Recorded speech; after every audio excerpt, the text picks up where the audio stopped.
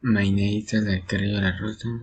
I am 18 years old and belong to the Business Administration program and the National Open and Distance University UNAD.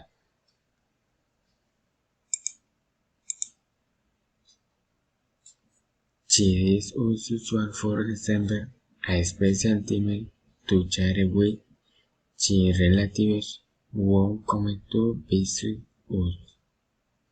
Recipe, your needs, ingredients: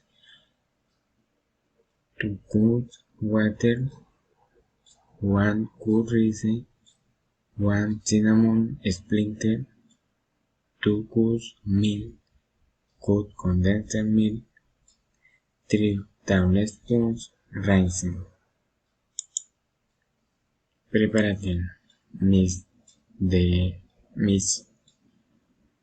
ingredients on rice pudding and put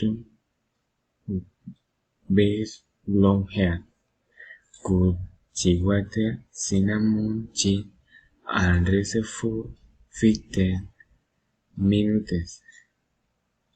Add the milk and with a spoon stir constantly. Next, and the condensed milk and keep stirring until the rice forms soft.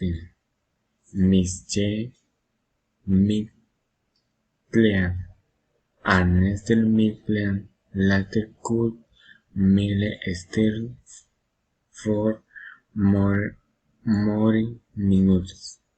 Mix everything.